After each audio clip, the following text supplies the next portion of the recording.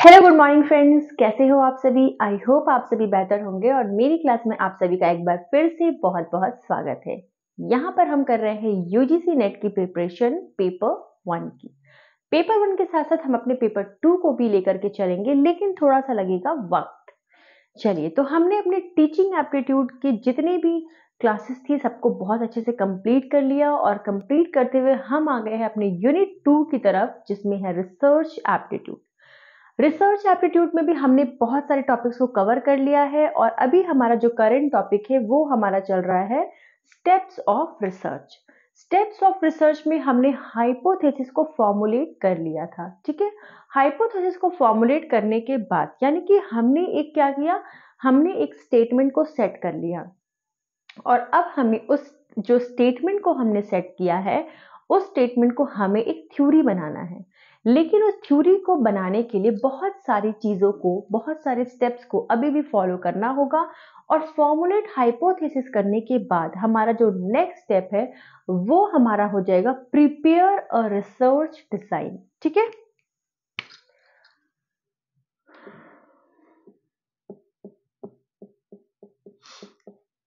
तबीयत थोड़ी ठीक नहीं लग रही है आज, लेकिन कल भी क्लास नहीं हो पाई थी आप लोगों की। सैटरडे को आपको पता है मैं मंडे टू सैटरडे क्लास लेती हूँ, संडे मेरा ऑफ होता है और सैटरडे को क्लास नहीं हो पाई थी। तबीयत थोड़ी सही नहीं चल रही है, लेकिन ठीक है, दिसंबर में एग्जाम है आपका तो कराना तो पड़ेगा।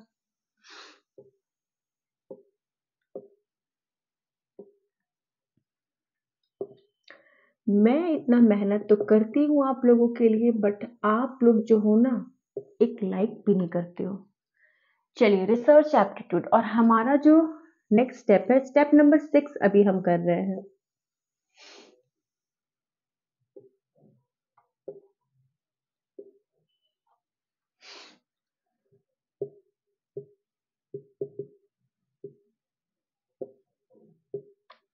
देखिए, और लोग कैसे पढ़ाते हैं मुझे नहीं पता।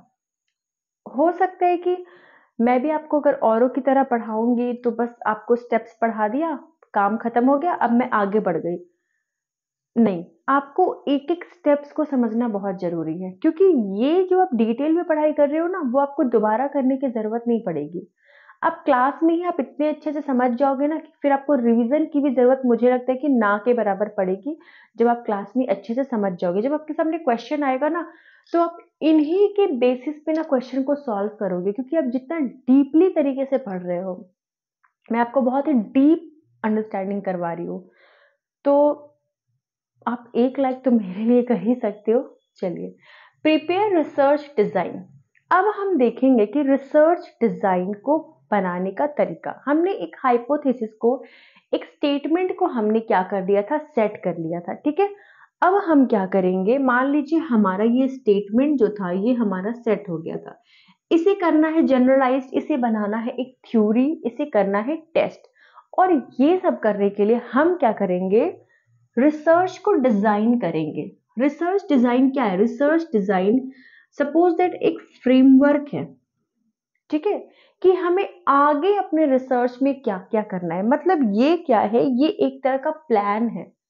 ठीक है, इसके बेसिस पर हम क्या करेंगे, एक प्लान करेंगे कि अब हमें आगे क्या क्या करना है, कैसे हमें डेटा कलेक्शन करना है, किस तरह से हमें डेटा को एनालाइज करना है, किस तरह से हमें हाइपोथेसिस को टेस्टिंग करना है और इस तरह से हमें इस टेम्पररी थ्योरी को परमानेंट थ्योरी में कन्वर्ट करना है। तो फाइनली इससे हमें क्या समझ आया, इससे हमें ये समझ आया कि ये हमारा एक प्लान है, ये हमारा एक फ्रेमवर्क है जो हमें ये बताता है कि हमें आगे अपने रिसर्च को किस तरह से करना है। ठीक है, एक बार और मैं रिपीट कर रही हूं कि रिसर्च डिजाइन क्या है। रिसर्च डिजाइन एक प्लान है, एक फॉर्मेट है, एक फ्रेमवर्क है जो किसी रिसर्चर को यह बताता है कि आगे वो अपने रिसर्च को किस तरह से कंप्लीट करेगा। ठीक है, यहां तक आपका हो गया क्लियर। चलिए, तो आप समझ गए कि ये क्या है, ये एक प्लान है। ये क्या है, ये एक प्लान है जो कि आगे आपको क्या करना है ये आपको उसके बारे में बताएगा। ठीक है, तो ये तो आपको समझ आ गया। अब अब हम ये जानेंगे कि एक अच्छे रिसर्च में सबसे पहली बात तो हम ये देखते हैं कि ठीक है, ये तो एक प्लान हो गया है, लेकिन रिसर्च डिजाइन जो है, जब वो एक फ्रेमवर्क तैयार कर लेता है तो फ्रेमवर्क को ऐसे ही थोड़ी तैयार कर लेगा। कुछ स्टेप्स होते हैं जिसके बेसिस पर वो क्या करता है, ये प्लान को क्रिएट करता है या फिर ये फ्रेमवर्क को वो बनाता है। अब मान लीजिए मुझे मुझे आपको पूरे अच्छे से प्रिपरेशन कराना है। मैंने एक प्लान कर लिया, लेकिन उस प्लान को करने से पहले मैं क्या करूँगी, कुछ स्टेप्स को फ़ॉलो करूँगी कि मुझे ऐसे करना है, मुझे ये करना है, मुझे वो करना है। तो मैं क्या करूँगी, स्टेप्स को फ़ॉलो करूँगी और वो स्टेप को फ़ॉलो करते हुए मैं किसी प्लान को क्रिएट करूँगी। तो इसने क्या किया, रिसर्च डिज़ाइन क्या करता है, एक फ्रेमवर्क बनाता है, एक प्लान करता है।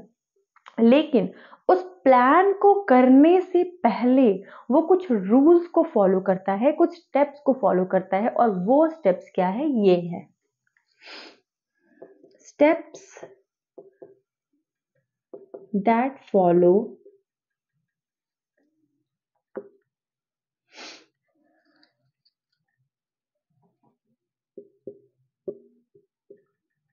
To prepare research design. ठीक है, कुछ ऐसे स्टेप्स हैं जो कि रिसर्च डिजाइन को क्रिएट करने के लिए फॉलो किए जाते हैं। अब वो स्टेप्स क्या क्या है, सबसे पहले हम क्या करेंगे, एक रिसर्चर सबसे पहले क्या करेगा, identify the problem.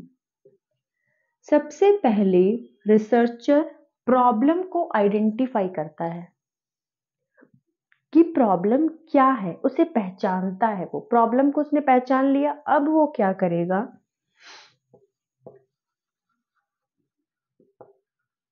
Justify the problem. अब उस प्रॉब्लम को वो जस्टिफाई करेगा कि क्या वाकई में ये कोई प्रॉब्लम है या नहीं है, या बस ऐसे ही कोई स्टेटमेंट है। वो क्या करेगा, उसको जस्टिफाई करेगा। नेक्स्ट वो क्या करेगा,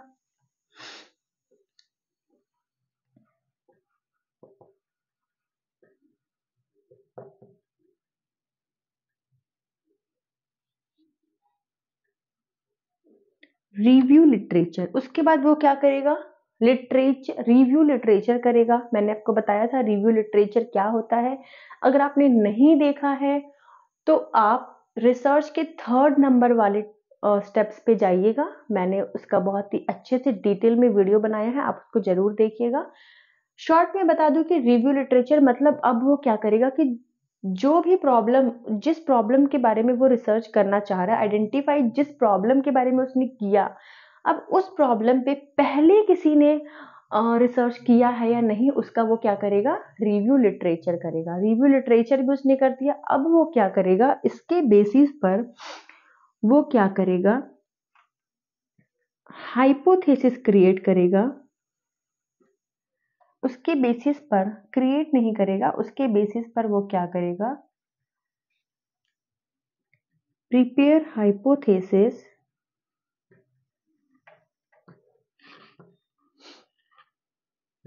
एंड टेस्ट इट। और उसको क्या करेगा, वो टेस्ट करेगा। उसके बाद वो क्या करेगा, हाइपोथेसिस को उसने टेस्ट कर लिया, उसके बाद वो क्या करेगा, उसके बाद वो करेगा जनरलाइज्ड। ठीक है, तो फिर वो क्या कर देगा, जनरलाइज्ड कर देगा, यानी कि थ्योरी को क्या कर देगा, जनरलाइज्ड कर देगा। तो रिसर्च डिजाइन बनाने से पहले उसको पता होंगे कि मुझे इन इन स्टेप्स को अपने रिसर्च डिजाइन में डालने हैं, इन इन स्टेप्स को मुझे क्या करना है, फॉलो करना है। इसमें आप कुछ और भी ले सकते हो, जैसे कि यहाँ पर हाइपोथेसिस को टेस्ट कर लिया। अब यहाँ पर पॉइंट नंबर 5 में आप कर सकते हो डेटा कलेक्शन, डेटा एनालाइजर। चलिए मैं कर ही देती हूँ।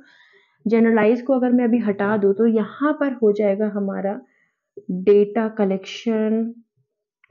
कलेक्शन के बाद वो क्या करेगा, एनालाइज। उसके बाद वो क्या करेगा, उसके बाद वो जनरलाइज करेगा थ्योरी को। ठीक है, तो इस तरह से क्या हो जाएगा उसका रिसर्च कंप्लीट हो जाएगा। तो ये सारी चीजें को आप बोलोगे कि हमने तो स्टेप्स ऑफ रिसर्च पे पढ़ा था, तो फिर आप यहाँ पर क्यों बता रही हो? तो मैं यहाँ पर इसलिए बता रही हूँ कि यहाँ पर आप क्या कर रहे हो, यहाँ पर आप एक फ्रेम बना रहे हो, एक प्लान कर रहे हो कि आपको आगे की रिसर्च कैसे कैसे करनी है। तो जब आप एक फ्रेमवर्क बना लिए, एक प्लान कर लिए, तो आप लिखोगे ना कि मैंने आइडेंटिफाई किया प्रॉब्लम को, जस्टिफाई किया, रिव्यू का लिटरेचर किया, हाइपोथेसिस क्रिएट किया, उसको टेस्ट किया, फिर आप क्या करोगे, डेटा कलेक्शन करोगे। मतलब ये सारी चीज आपने कर लिए तो अपने प्लान में लिखोगे, और ये सारी चीज आपको करने हैं तो वो भी आप अपने प्लान में करोगे कि आगे मुझे क्या क्या करना है, मतलब किस तरह से अब मुझे क्या करना है, किस तरह से मुझे डेटा का कलेक्शन करना है, एनालाइज करना है, उसको क्या करना है, जनरलाइज करना है। तो ये सारी चीजें आपके कहाँ पर होंगी, ये सारी चीजें आपके होंगे रिसर्च के डिजाइन में। ठीक है, तो यहां तक आपको अच्छे से समझ में आ गया होगा। इसीलिए रिसर्च डिजाइन क्या करता है कि कुछ स्टेप्स को फॉलो करता है, क्यों, अपना फ्रेमवर्क को यानी कि अपने प्लान को क्रिएट करने में। तो ये हो गया हमारा स्टेप्स ऑफ रिसर्च डिजाइन। ठीक है, मतलब रिसर्च डिजाइन को क्रिएट करने में हम कौन कौन से स्टेप्स को फॉलो करते हैं, ये हमने बहुत अच्छे से समझ लिया। अब हम समझेंगे कि एक अच्छे रिसर्च में क्या क्या चीजें होनी चाहिए। चलिए इसे नोट कर लीजिए। चलिए देखिए, मैं ज्यादा टाइम नहीं दे सकती हूँ नोट करने के लिए, तो आप स्क्रीनशॉट भी कर सकते हो और बाद में उसको फेयर कर सकते हो। ठीक है,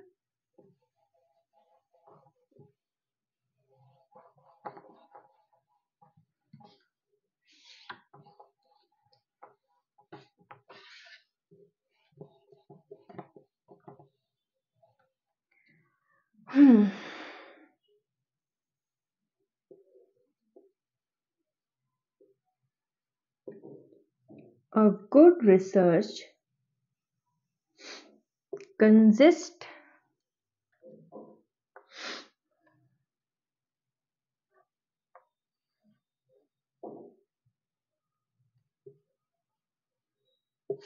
that things। एक अच्छे रिसर्च में क्या क्या चीजें होनी चाहिए? तो एक अच्छा रिसर्च जो है वो ऑब्जेक्टिविटी फुल होनी चाहिए। मतलब आप क्या कर रहे हो, आप एक a good research design, research में नहीं, रिसर्च के डिजाइन में, एक अच्छे रिसर्च डिजाइन में क्या क्या चीजें होनी चाहिए। जब आप एक रिसर्च को डिजाइन कर रहे हो, ठीक है, आप क्या कर रहे हो, एक प्लान क्रिएट कर रहे हो, एक फ्रेमवर्क बना रहे हो कि मुझे अपना रिसर्च कैसे कैसे करना है। तो एक अच्छे रिसर्च डिजाइन में क्या क्या चीजें होनी चाहिए? सबसे पहले बात करें तो होनी चाहिए ऑब्जेक्टिविटी। आपका एक ऑब्जेक्ट होना चाहिए कि हाँ, मुझे ये करना है, मुझे वो करना है, मुझे ऐसे करना है, और मुझे एंड ऑफ द डे ये मुझे हासिल करना है। तो ये आपका हो गया ऑब्जेक्टिव। जब किसी रिसर्च डिजाइन में ऑब्जेक्टिव ही नहीं होगा तो फिर वो रिसर्च डिजाइन किस काम का? तो सबसे पहली बात, अगर हम एक अच्छे रिसर्च डिजाइन की बात करें तो उसमें क्या होनी चाहिए? ऑब्जेक्टिविटी। ठीक है, बात करते हैं पॉइंट नंबर 2 की,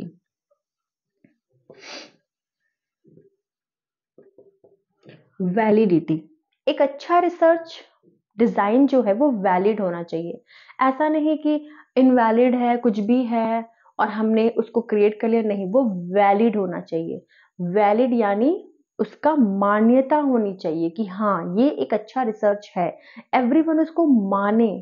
ठीक है, उसको माना जा सके फ्यूचर में भी। ठीक है, तो ये होती है वैलिडिटी। एक अच्छे रिसर्च डिजाइन में वैलिडिटी भी होनी चाहिए। बात करते हैं पॉइंट नंबर 3 की,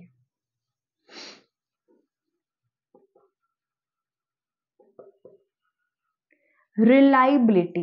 एक अच्छा रिसर्च जो होता है वो रिलायबल होना चाहिए, मतलब लोग उसमें विश्वास कर सके। एक अच्छे रिसर्च में लोग क्या कर सके?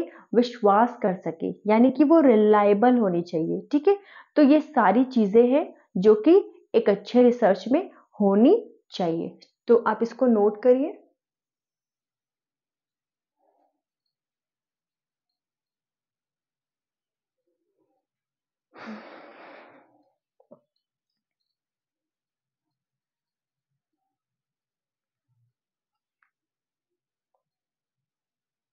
अगर इसमें एक और पॉइंट हम ऐड करें तो एंड ऑफ द डे हमें रिसर्च को क्या करना होता है?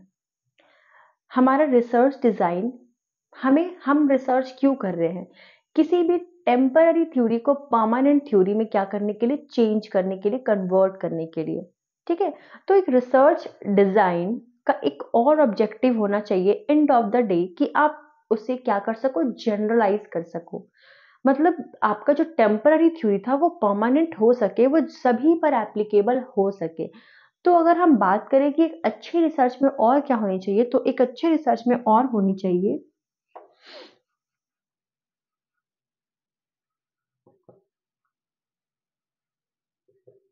जनरलाइजेबिलिटी। ठीक है, एक अच्छी रिसर्च में और जनरलाइजेबिलिटी होनी चाहिए। तो ये हो गया एक अच्छे रिसर्च की, एक अच्छे रिसर्च डिजाइन की ये सारी चीजें होनी चाहिए एक अच्छे रिसर्च डिजाइन में। ठीक है, तो आई होप आपको रिसर्च डिजाइन, एक अच्छे रिसर्च डिजाइन में क्या क्या चीजें होनी चाहिए आपको अच्छे से समझ में आ गया है। अब बात करते हैं आगे, इसे नोट कर लीजिए। चलिए, तो ऑब्जेक्टिविटी होनी चाहिए, वैलिडिटी होनी चाहिए, रिलायबिलिटी होनी चाहिए, जनरलाइजेबिलिटी होनी चाहिए। अब बात करते हैं आगे की।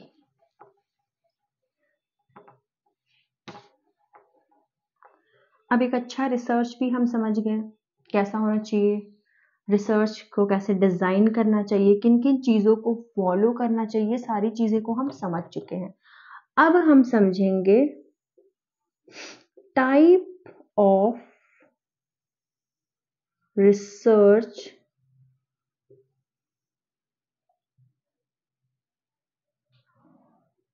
डिजाइन।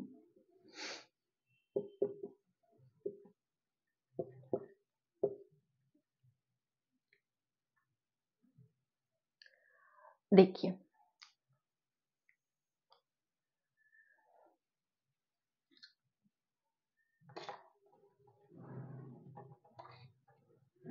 Type of research.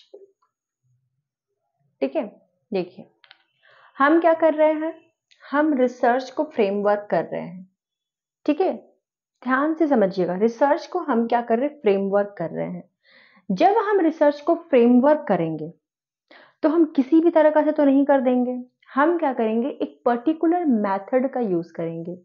ठीक है, बहुत सारे मेथड का यूज करेंगे और उस मेथड का यूज करके ही हम रिसर्च को डिजाइन करेंगे।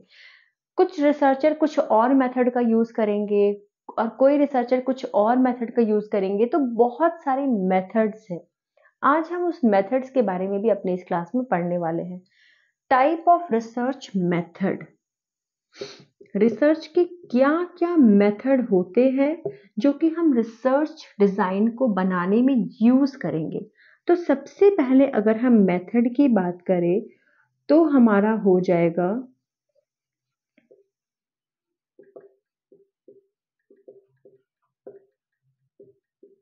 डिस्क्रिप्टिव मेथड, या फिर आप बोल सकते हो डिस्क्रिप्टिव रिसर्च मेथड। ठीक है, डिस्क्रिप्टिव, नाम से ही पता चल रहा है कि किसी के बारे में डिस्क्राइब करना। जब कोई रिसर्चर अपने रिसर्च फ्रेमवर्क में, ठीक है, रिसर्च फ्रेमवर्क को ऐसा सेट करे कि वो किसी चीज के बारे में बताना चाहता हो। ठीक है, जब कोई रिसर्चर किसी के बारे में बताना चाहता है या किसी के बारे में बता रहा है, डिस्क्राइब कर रहा है, तो वैसे रिसर्च को हम कहेंगे डिस्क्रिप्टिव रिसर्च। इसमें सिर्फ 3 चीजों का आंसर शामिल होता है। जैसे कि कोई सिचुएशन, इसमें क्या करता है एक रिसर्चर, डिस्क्रिप्टिव मेथड में इसमें एक रिसर्चर किसी भी सिचुएशन के बारे में आपको डिस्क्राइब से क्या करना चाहता है, किसी भी सिचुएशन के बारे में आपको बहुत अच्छे से डिस्क्राइब करना चाहता है, बहुत अच्छे से बताना चाहता है।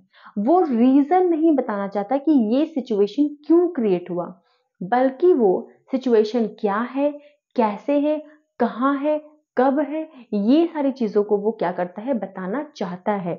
मतलब ये आपको बताता है about a situation, about a situation, how, when and where।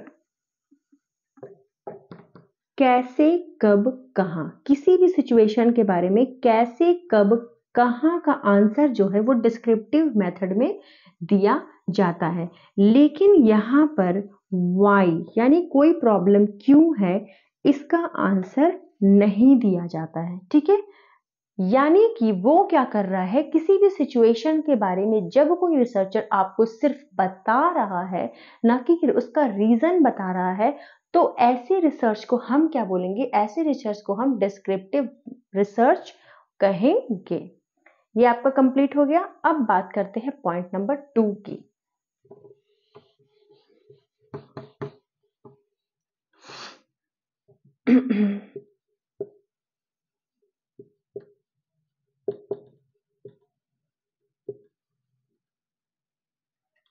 यहाँ पर हम ना रिसर्च कर देते हैं,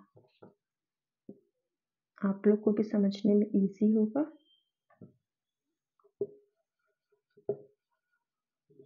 एक्सपेरिमेंटल रिसर्च, एक्सपेरिमेंटल रिसर्च क्या है, नाम से ही पता चल रहा है एक्सपेरिमेंट करना। यहाँ पर रिसर्चर क्या करता है, यहाँ पर रिसर्चर ये देखता है कि किसी भी चीज का कॉज और इफेक्ट क्या है। मतलब अगर किसी चीज पे, किसी चीज का कारण वो बन रहा है, तो उसका अगली चीजों पर क्या इफेक्ट होगा। नहीं समझ आया, अभी समझ आएगा। हमने पढ़ा था इंडिपेंडेंट वेरिएबल और डिपेंडेंट वेरिएबल। यहाँ पर रिसर्चर ये देखता है कि इंडिपेंडेंट वेरिएबल में क्या चेंजेस किया जाए जिसका इफेक्ट डिपेंडेंट वेरिएबल में हो, यानी कि ये आपका हो गया कॉज, और इसका इफेक्ट कहां पर हुआ, डिपेंडेंट वेरिएबल में, ये आपका हो गया इफेक्ट। यानी कि एक्सपेरिमेंटल रिसर्च में रिसर्चर क्या करता है, दो चीजों के बीच में ये देखना चाहता है, दो सिचुएशन के बीच में ये देखना चाहता है कि एक में अगर किसी चीज का कॉज हो तो वो दूसरी चीज में क्या इफेक्ट डालेगा। यानी कि यहाँ पर रिसर्चर कारण और उसका परिणाम देखना चाहता है। ठीक है, सपोज दैट मैंने अगर आपके सोने का समय बढ़ा दिया, मैंने आपके सोने का समय 10 घंटे से 15 घंटे कर दिया, तो आपके सिलेबस में क्या इफेक्ट आएगा। यहाँ पर रिसर्चर यही देखना चाहता है, और ऐसे रिसर्च को हम कहते हैं एक्सपेरिमेंटल रिसर्च। तो आप इसको नोट कर ले। चलिए बात करते हैं पॉइंट नंबर 3 की। नोट कर लिया।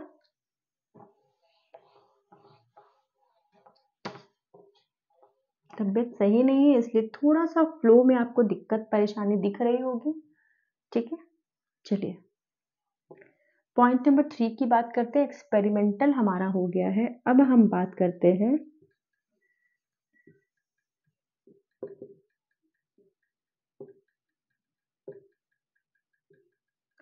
Correlational research.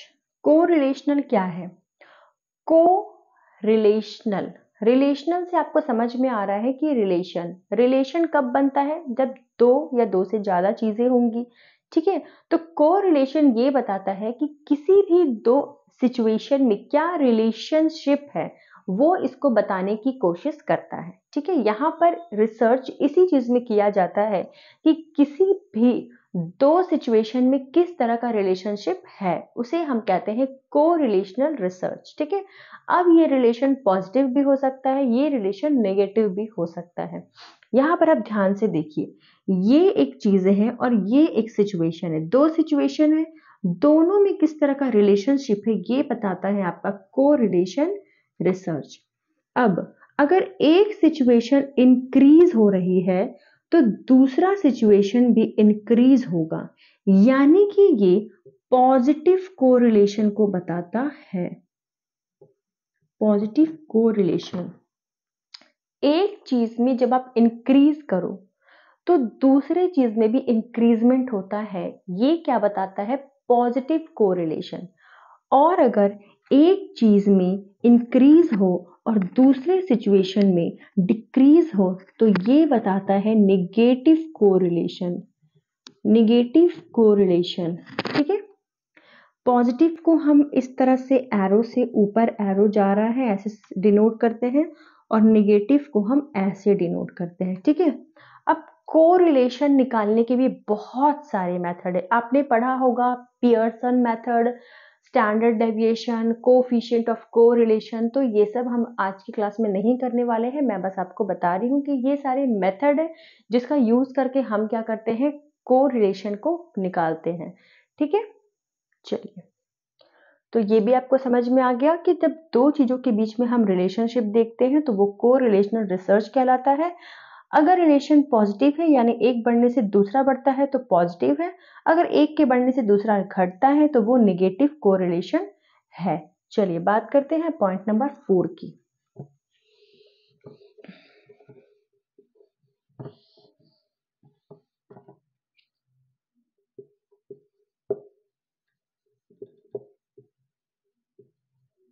Explanatory research.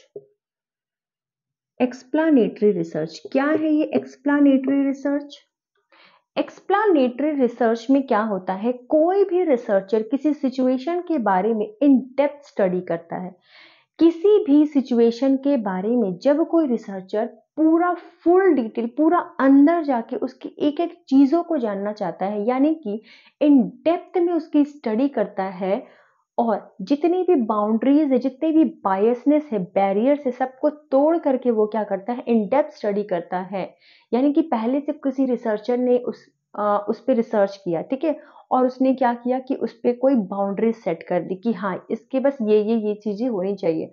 अब कोई न्यू रिसर्चर उस पर रिसर्च कर रहा है तो वो उसके सारी बाउंड्रीज को तोड़ करके, सारे बायसनेस को हटा करके वो फिर से रिसर्च कर रहा है उस पर बहुत डेप्थ में जाकर। तो वैसे रिसर्च को हम कहते हैं एक्सप्लानेटरी रिसर्च। इसमें क्या किया जाता है, इसमें इन डेप्थ स्टडी की जाती है, यानी कि बहुत डीप तरीके की स्टडी इसमें की जाती है। किसमें? एक्सप्लानेटरी रिसर्च में। ठीक है, अब कुछ कुछ पॉइंट्स हैं और भी, आप इसको नोट कर ही लिए होंगे। चलिए, बहुत सारे मेथड इसमें मैंने आपको बताए हैं, Pearson method, standard deviation, coefficient of correlation, और भी बहुत सारे मेथड होते हैं। चलिए,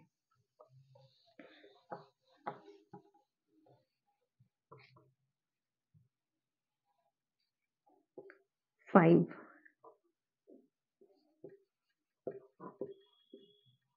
एक होता है केस स्टडी। आपको बहुत सारे केस दे दिए जाते हैं, आप उस केस में क्या करते हो, स्टडी करते हो। ठीक है, आपने केस स्टडी बहुत सारा पढ़ा होगा, केस स्टडी बहुत सारे सॉल्व किए होंगे। तो केस स्टडी की तरीके से भी रिसर्च की जाती है।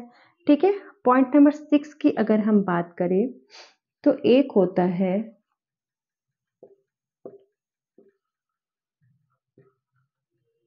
क्वेश्चन आयर। क्वेश्चन आयर में क्या होता है कि बहुत सारे क्वेश्चंस का सेट्स होता है जो कि रिसर्चर दे देता है किसको, जिस पे वो रिसर्च करना चाहता है, यानी कि अगर वो किसी को क्या कर रहा है, किसी को अगर वो ऑब्जर्व कर रहा है तो वो उसको बहुत सारे क्वेश्चंस दे देता है, और वो उसका आंसर हाँ या ना या जैसे भी उसको देना है वो उस तरह से उसका आंसर करता है।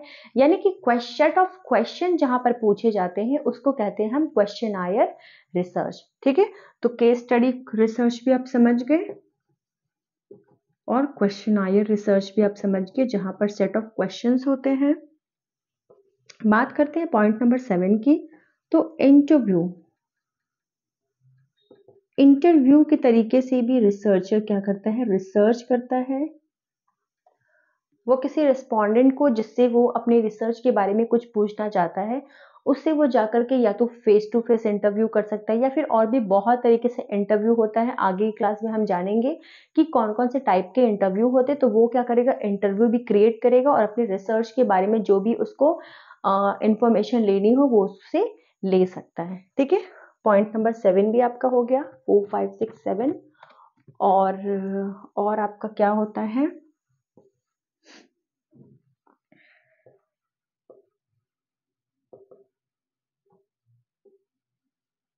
Observational research. अब रिसर्चर क्या करता है, इसमें रिसर्चर किसी, मान लीजिए वो किसी चीज के बारे में रिसर्च कर रहा है, ठीक है, और किसी पर्टिकुलर पर्सन से उसको उस रिसर्च के बारे में डिटेल्स मिल सकती है, तो वो क्या करेगा, उसको ऑब्जर्व करेगा। ठीक है, और ऑब्जर्व करके उसको जो भी डेटाज मिल रही है वो क्या करेगा, इस तरह से ऑब्जर्वेशनल रिसर्च को करता है। तो आपको समझ में आ गया कि रिसर्च में रिसर्च को फ्रेमवर्क को सेट करने के लिए या फिर रिसर्च को करने के लिए कौन-कौन से मेथड यूज़ किए जाते हैं। तो सबसे पहले हमने बात किया किसकी, डिस्क्रिप्टिव रिसर्च की, फिर हमने बात किया एक्सपेरिमेंटल रिसर्च की, फिर हमने बात किया कोरिलेशनल रिसर्च की, फिर हमने बात किया एक्सप्लानेटरी रिसर्च की, फिर हमने बात किया case study research, questionnaire research, interview research, observational research.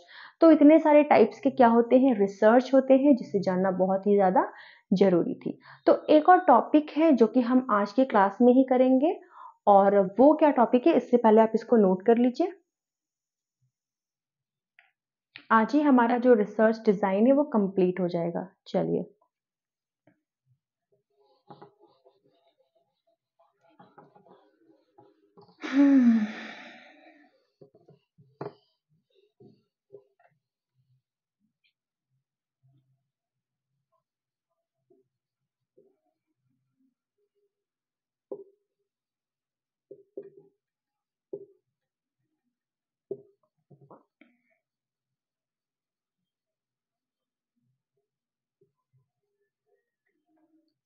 Research design approach.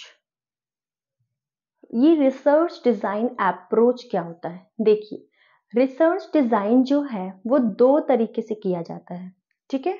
2 तरीके से, 1, 2।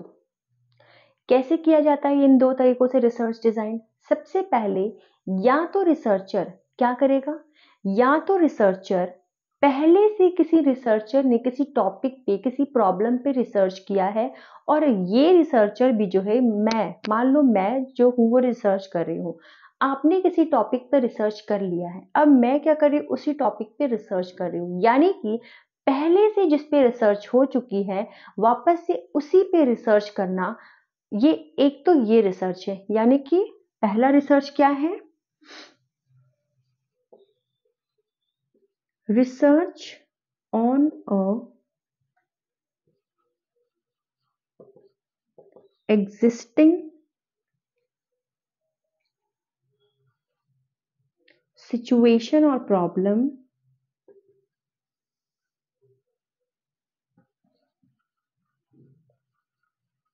या तो पहले से कोई सिचुएशन, कोई प्रॉब्लम पे रिसर्च की जा चुकी है और रिसर्चर क्या कर रहा है, उसी पे रिसर्च कर रहा है। तो ये हमारा एक अप्रोच हो गया, अप्रोच नंबर 1। और अप्रोच नंबर 2 की अगर हम बात करें तो एक रिसर्चर क्या करता है, एक न्यू टॉपिक पे, एक न्यू प्रॉब्लम पे, एक न्यू सिचुएशन पे क्या करता है, वो रिसर्च करता है जिस पर पहले से कोई भी रिसर्च नहीं हुई है, ठीक है? तो यहाँ पर रिसर्चर क्या करता है, research on a new problem, situation, topic. यहाँ पर रिसर्चर क्या करता है, किसी भी न्यू प्रॉब्लम पे, न्यू टॉपिक पे, न्यू सिचुएशन पे क्या करता है, वो रिसर्च करने का काम करता है। तो यहाँ पर उसने क्या किया, यहाँ पर उसने पहले से जो प्रॉब्लम था उस पे रिसर्च किया, और यहाँ पर वो क्या किया, यहाँ पर उसने किसी नए प्रॉब्लम पे, नई सिचुएशन पर उसने रिसर्च किया। तो इस तरह से 2 अप्रोचेस को यूज करके कोई भी रिसर्चर क्या करता है, रिसर्च करता है। अब इस अप्रोचेस को यूज करने के लिए वो क्या करेगा, या तो क्वांटिटेटिव मेथड का यूज करेगा या फिर क्वालिटेटिव मेथड का यूज करेगा। मैंने क्वांटिटेटिव और क्वालिटेटिव को भी अच्छे से बताया है, आप मेरी सीरीज को अगर कंटिन्यू फॉलो करोगे तो आपको सारे सवालों का जवाब मिल जाएगा। और इसमें भी वो क्या करेगा, या तो क्वांटिटेटिव को फॉलो करेगा या फिर क्वालिटेटिव को फॉलो करेगा। तो यहाँ पर हमारा जो था प्रिपेयर रिसर्च डिजाइन, ये जो टॉपिक था हमारा यहाँ पर कंप्लीट होता है। और कल की क्लास में हम जानेंगे अपने आगे के टॉपिक के बारे में, यानी कि पॉइंट नंबर 7 स्टेप्स के बारे में हम पढ़ेंगे, जिसका नाम है सैम्पलिंग। ठीक है, रिसर्च डिजाइन को हमने क्या किया, बना लिया। अब हम क्या करेंगे, सैंपल्स लेंगे, सैंपल्स को ढूंढेंगे। ठीक है, सैंपल्स क्या होते हैं हमारे, वो हम कल की क्लास में जानेंगे। चलिए, तो आई होप आपको आज का क्लास बहुत अच्छे से समझ आया होगा। थोड़ी सी क्लास लंबी है, लेकिन आप एकदम मेहनत से बिल्कुल स्किप करके वीडियो को मत देखिएगा, क्योंकि स्किप करोगे तो आपको दोबारा जरूर देखना पड़ेगा, इसलिए स्किप मत करिएगा। एक ही क्लास में आपको सब कुछ समझ आ जाएगा। रिवीजन की जरूरत मुझे नहीं लगता कि आपको पड़ेगी, क्योंकि मैं इतने डिटेल में इतने अच्छे से बता देती हूँ। ठीक है, और एक लाइक जरूर करिएगा मेरे लिए। Thank you so much.